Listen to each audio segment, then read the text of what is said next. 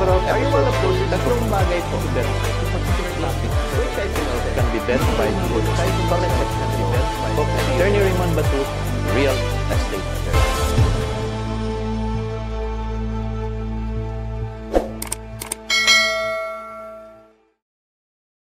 Alright, good morning po sa ating lahat and welcome back sa ating lecture room. And yes, pag-usapan po natin yung 10% na increase. Saan?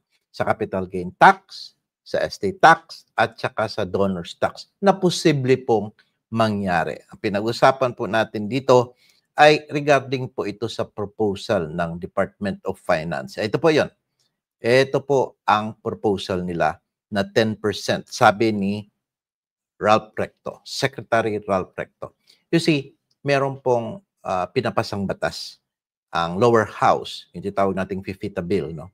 And meron din po ang Senate version, yung SEMEPA bill, na para sa ating tax program. And yun nga, gustong sumingit ng Department of Finance, tinweak daw nila, no? Ano ba ibig sabihin ng tweak? Ito po yung statement niya sa Business World, no? Ito. Let us see. Yes, Recto tweak FIFITA bill to generate 300 billion by 2030. Ano ba itong FIFITA bill? Ito po yung House Bill number 4339 o yung Passive Income and Financial Intermediary Taxation Act or FIFITA bill. Yan po siya, no? Now, balikan po natin, no? Remember that meron po tayong tawag na pinasan nila. No, pinail nila itong House Bill number 4339, ito FIFITA, Passive Income and Financial Intermediary Taxation Act. The filing and authorship filed on November 15, 2022. Sino po nag-file? Sinong author? Si Representative Joey Salceda. And pagdating sa committee action ng House is that na-refer na po ito sa House Committee on Ways and Means. Then after that, naipasa doon at naitapon na po sa Senate dahil na-approve na po sa House Plenary yung sila pong lahat ang buo nagbobotohan, no? So yun, vote 258 yes and no abstention, no? And 0 ang nag-no. It was in November 15, 2022 at na-transmit na ito sa Senate. Hanggang ngayon po, hindi pa inaksyonan ng Senate, no? And I think that is where merong tweaking na nangyari po na sinabmit ang Department of Finance. Okay. Meron pong wala pa inaksyonan, no? Natanggap po noong November 22, 2022. At na-refer na rin po sa Senate Committee on Ways and Means chaired by Senator Win Gatchalian. Ngayon, meron pong SEMEPA. Ano naman to SEMEPA? CMEPA, yung Capital Markets Efficiency Promotion Act. Now, Senate version po ito. And bago po ito kaysa sa FIFITA bill, no? Succeeding ito, no? So, itong Senate Bill number 2865 in January 2025, no? Sa BICAM po, na-approve na po itong Consolidated SEMEPA. Ibig sabihin po, both House and the Senate, no? So, ano po position ng Department of Finance and Growth Bill, no? Ang DOF supported SEMEPA, no? Pero meron silang pinush na revenue enhancing tweaks, modification po. Suportado nila ang batas, no? Pero meron silang gustong i-modify, no? Via the growth bill, no? Kaya nga, magkakaroon po ng temporary increase of capital gains tax, estate tax, and donor's tax. Galing po sa 6% to 10% until 2030. Okay. In fact, dagdagin ko pa, yung pick-up natin, exempted yan sa tax. Tinanggal po yung exemption. Meron na pong tax kung magbili po ng mga pick-up. So, I will discuss that in separate measures, no? So, ang current status po nitong FIFITA as well as ng SEMEPA, not yet enacted in full. Wala pa po napasa na batas. In fact, waiting pa yata for signature yung SEMEPA. Yung sa FIFITA bill, hindi pa, no? So, antayin natin because meron po silang pinadalang letter of proposal. And ano po ba yun? Ito po yung nakikita natin dito po sa ni Recto, no? Sa Business World natin nalaman ito. Ang sabi dito sa Business World, which I will try to read, is that ito. Ito muna tayo. Alright. Sabi dito, House Bill number 4339 or the PIPITA bill to generate 300 billion by 2030. At ang sabi po ni Senator Ralph Recto here is that the Department of Finance proposed changes to the Senate version of the Capital Markets Reform Bill or yung SIMEPA could bring in additional 300 billion by 2030. Wow! Para po yan sa projects ng government hanggang 2030. Sabi po ng Finance Secretary Ralph Recto. And we are raising this new revenue and we've tweaked. Ibig sabihin, nagawa na nila, na-modify na nila ang suggestion nila, the revenue measures, no, like the Passive Income and Financial Intermediary Taxation Act. No? Sabi ni Senator Recto, told reporters last week, this is a December 24, 2022 edition of the Business World. No? So, gaano nga katagal? December, January, February, March, April, mag-performance na po. No? Ano pang effect?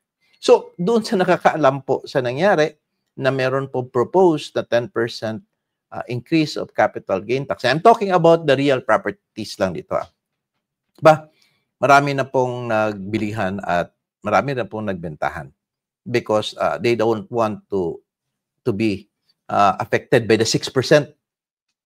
From 6% to naging 10%. No? So, hinabol po nila, no? And I think there might be some search and transferring, no? At continuation, ang sabi po ni Senator Recto is that our proposal on the 6 to 10% on the capital gains of the estate tax and the donors has a sunset provision until 2030. Okay. When 2030 comes, babalik po ito sa 6%, no? Unless extended by Congress. Take note, unless extended by Congress. But then I leave it to Congress, sabi niya. And he also reiterated that this is not a new tax, but an amendment of the PIFITA bill. Okay. So, wala pa itong batas, take note. Hindi pa ito naging batas, but bill pa ito, proposal nga eh. Okay. So, if this is not a new tax, an amendment, what would now be the effect of this? So, again, the background is that ito pong DOF, no? Nag-propose sila ng growth bill. Ano ba tawag ng growth bill na ito? Government Revenues Optimization through Wealth Tax Harmonization. Wow, galing, no? Gigrowth. Talaga pinit nila doon ba ang ano, no? Acronym. Okay. And it involves these taxes on capital gains, estate tax, and donors tax. We know for a fact, no, that this proposal ng Department of Finance involves properties. No? We're talking about properties only. Capital gain tax sa bentahan po. Yan po ang majority ng transaction, bentahan. And estate tax, of course, meron ding transaction kapag may namatay. So, the estate of the decedent will pay for the estate tax. Dating inheritance tax yan, di ba? The privilege of transferring to the heirs is taxable nga, no? So, if there is one thing certain in this world is either death or taxes. Always meron po yan. And the donor's tax kapag merong deed of donation nangyari, no? And duly accepted. So, it involves real properties itong tatlong ito.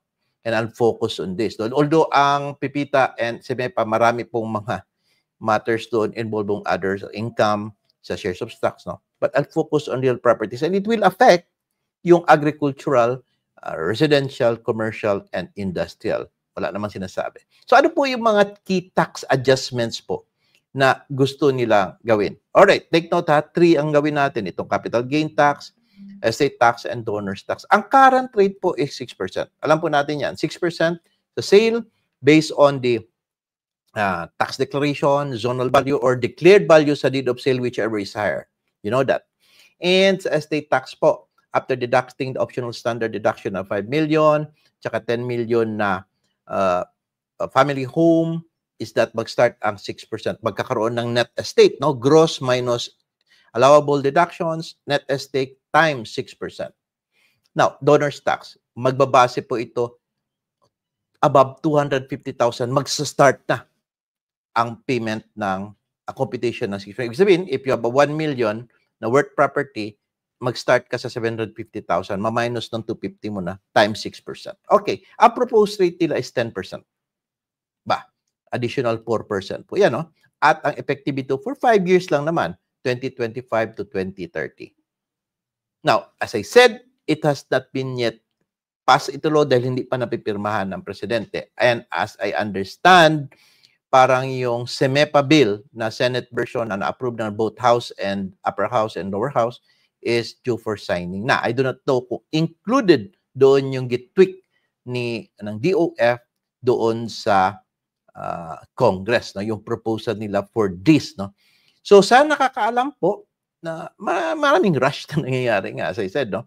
But in 2031 po mag-revert back ito sa 6%. So temporary po daw, sabi ni Senator Recto, except if Congress provides otherwise. So except kung nakita ng Congress, wow, malaki ang collections natin for these 5 years na nag 10%, i-fix na lang natin ng 10%, is it possible? Yes. Kasi except if Congress provides otherwise. Or sabihin ng Congress, balik natin sa 6%. Pwede, ganun. But what if kung sabihin ng Congress, hindi, 10% natin magandang effect. Okay? So, what is the effect of this 10% tax on real properties in the real estate industry, no? Kasi even if temporarily raising the capital gain tax and all other taxes on real property from 6% to 10% will significantly affect both sellers' behavior and both sellers and buyers' behavior and transaction timing in the real estate market. Let's say, sa deed of sale natin. Now, pag may bentahan po ng lupa, alam po natin, si buyer, si seller, meron po silang tawag na agreed amount for sale, no? That is the consideration of the transaction. It is the selling price for which the seller wants to sell his property and the buyer wants to pay for the property, no? So may surge in pre-2025 transactions, as I said, if the measure is passed and publicized in advance, which they did in December 24, 2024 doon sa business world, magkakaroon po ng surge na bentahan ng property before o pre-2025 or pre-approval of the law.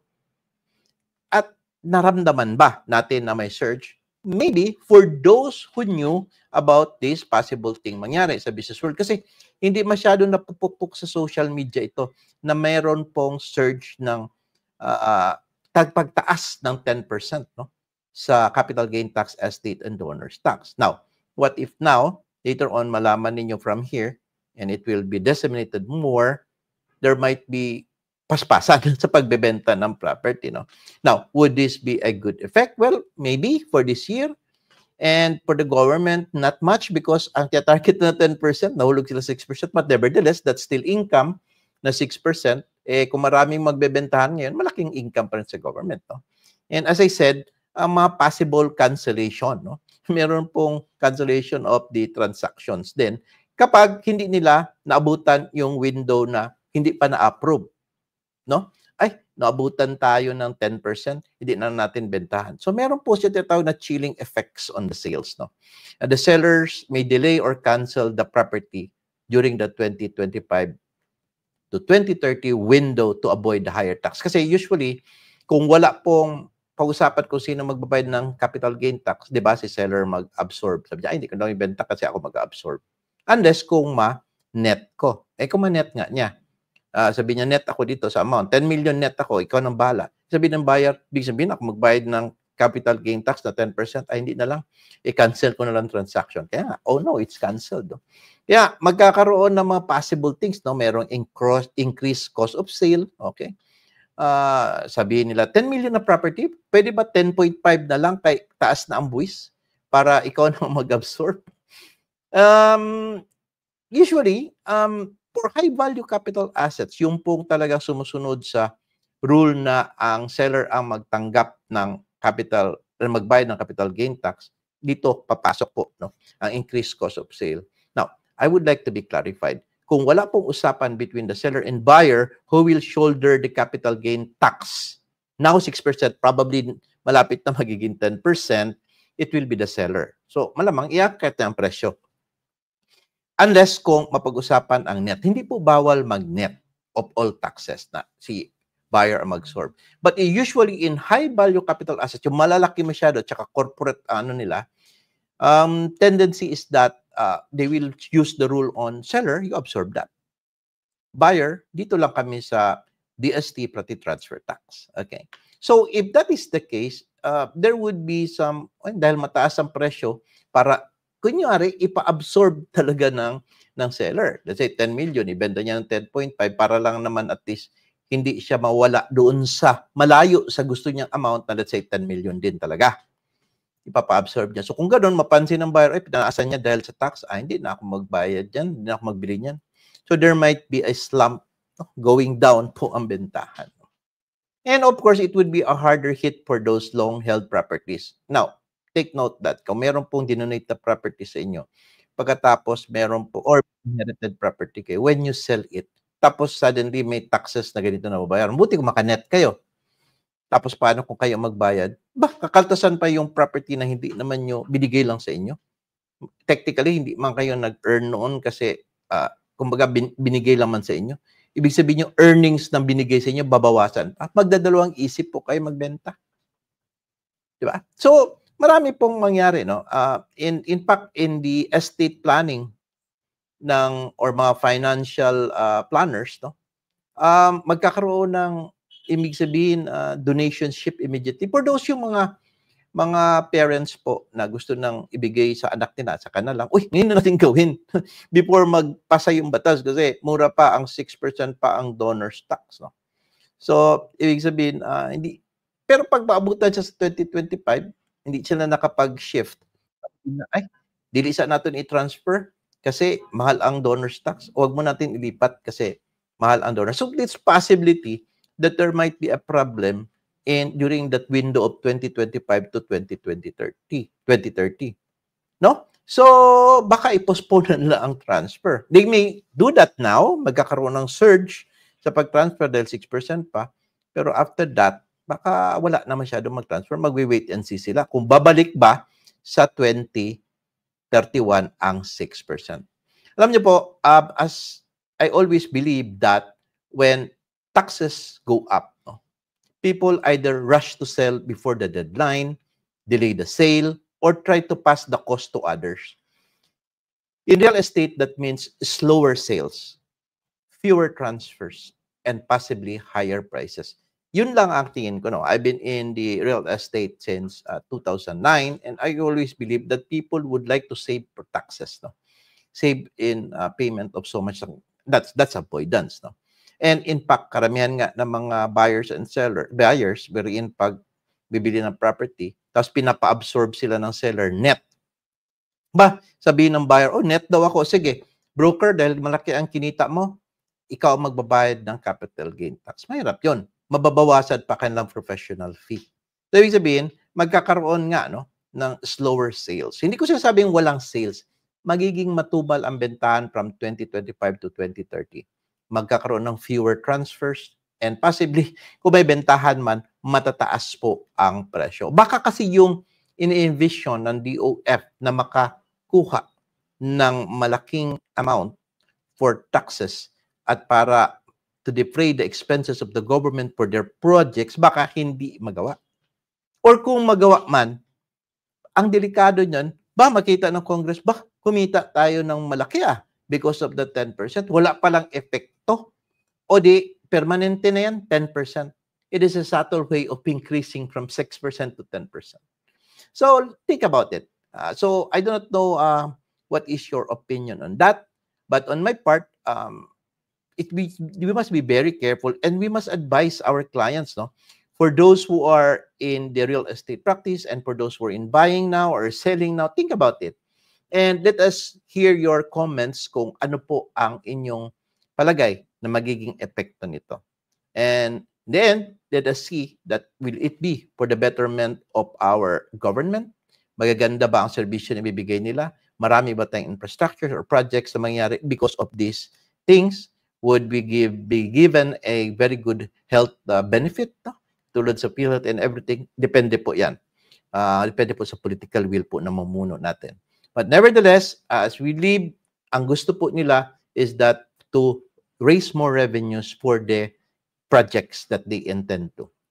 With that, I hope you learned a thing or two. Leave your comments, huwag niyo kalimutan. And as I always say, learn and share. Sukran po. Bye-bye.